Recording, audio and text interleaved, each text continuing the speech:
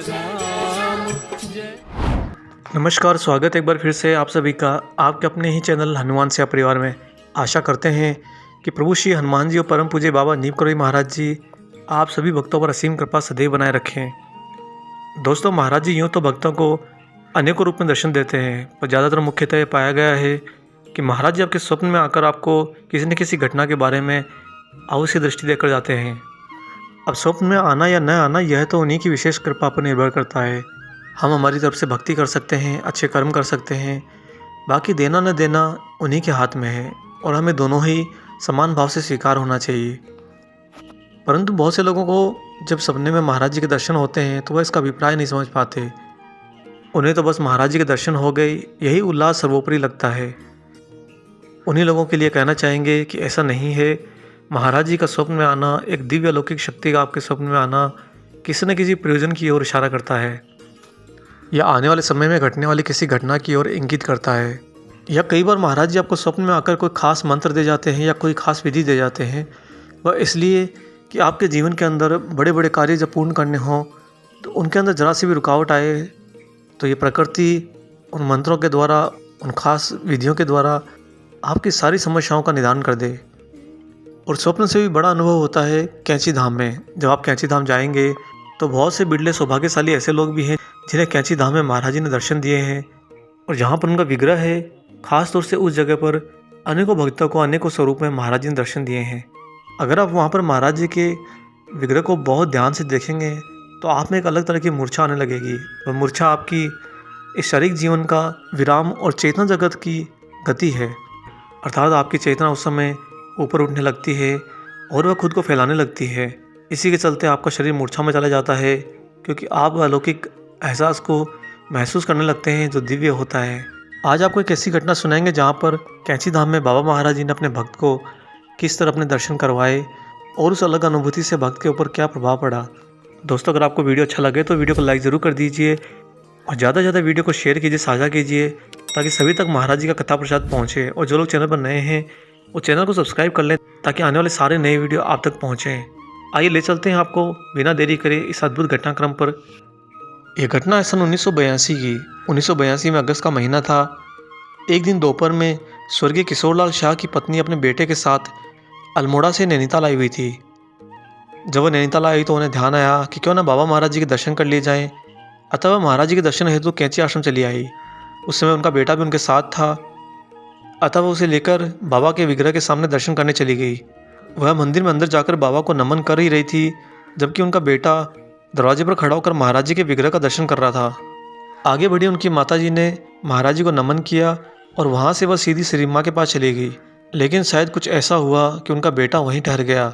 वह माँ के पीछे पीछे नहीं गया और महाराज जी के विग्रह के सामने ही खड़ा रहा। हुआ यूँ था कि उस समय बेटे को महाराज जी का विग्रह नहीं दिखाई दे रहा था, बल्कि वहाँ पर बाबा महाराज स्वयं खड़े हुए दिखाई दे रहे थे।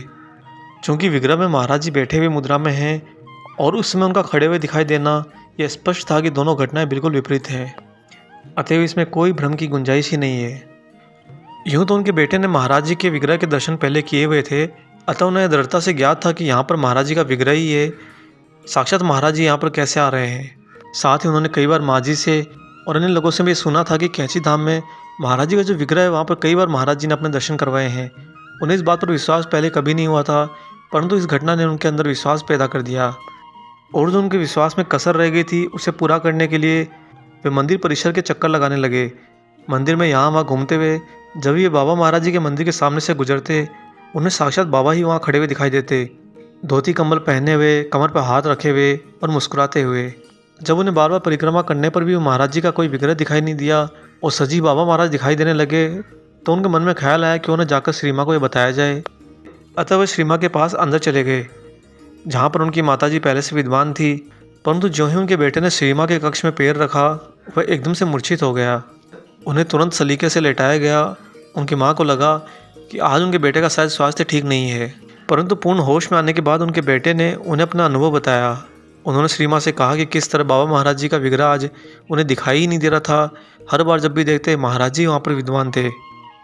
तब उनकी माताजी और श्री माँ ने उनके बेटे को बहुत भाग्यशाली समझा कि बाबा महाराज जी ने उन्हें आज साक्षात दर्शन दिए हैं, इससे बड़ी कृपा क्या हो सकती है। और सच भी है दोस्तों, महाराज जी के दर्शन होना भाग्य से बड़ा सौभाग्य होता है। यूं ही किसी को बाबा महाराज जी चलते फिरते दर्शन नहीं देते। शायद उनके बेटे ने कई जन्मों तक पुण्य के कार्य किए हों जो संचित होकर यहाँ तक आए हों, या फिर उनके इस जीवन के कर्म भी उस दिशा में हो कि उन्हें महाराज जी का आशीर्वाद मिलना अनिवार्य हो गया था।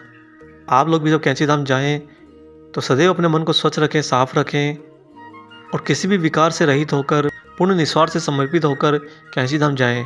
क्या पता आपका भी सौभाग्य आपका साथ दे और कैंची आश्रम के परिसर में कहीं न कहीं बाबा महाराज जी आपको अपने साक्षात दर्शन करा दें।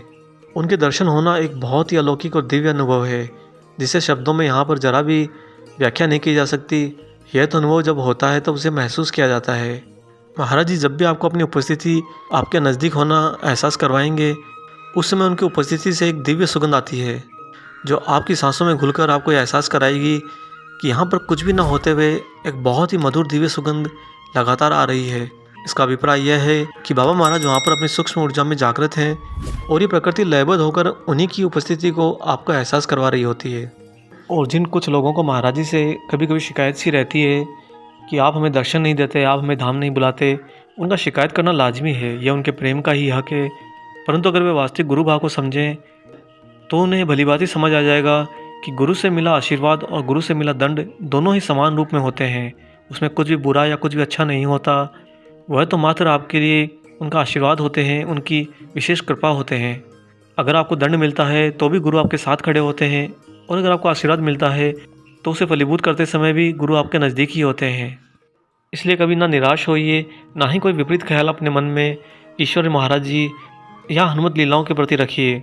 आने वाले किन्हीं अन्य वीडियो में आपको जीवन को बहुत ही सरलतम तरीके से और सफलतम तरीके से जीने के बहुत से जो छोटे छोटे बिंदु होते हैं जिन पर ध्यान देना चाहिए, उन सबको साझा करेंगे ताकि आप सभी का जीवन बहुत सुगम बने।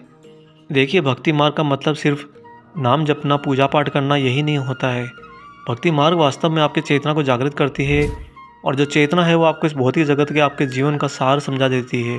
आपको सब कुछ बिल्कुल स्पष्ट होने लगता है कि इस जीवन में क्या और क्यों घट रहा है और कैसे घट रहा है। जब आप ये ईश्वर का विज्ञान समझने लगते हैं तो आपके लिए जीवन बहुत ही विनोद प्रिय हो जाता है। आने वाले वीडियो में ज़रूर जीवन के इन रहस्यों पर विस्तार से चर्चा करेंगे ताकि आप सभी को भी एक छोटा सा मार्गदर्शन, एक छोटा सा सुझाव मिल सके। उसे अपनाना या ना अपनाना यह आपका विवेक है, परंतु उन बातों से आपके जीवन में परिवर्तन ज़रूर होगा। आशा करते हैं आज का ये वीडियो आपको पसंद आया हो। वीडियो अगर अच्छा लगा है तो जाते जाते इसे लाइक कर दीजिएगा, और जो लोग चैनल पर नए हैं वो चैनल को सब्सक्राइब कर लीजिए। मिलेंगे दोस्तों बहुत जल्दी ही एक और ऐसे शुभ अंक के साथ। तब तक अपना और अपने माता पिता का संपूर्ण ख्याल रखिए, और परम प्रभु श्री राम जी का निरंतर गुणगान करते हुए बाबा हनुमान, बाबा नीम करौरी महाराज जी की निस्वार्थ होकर सेवा करते रहिए। जय सिया राम।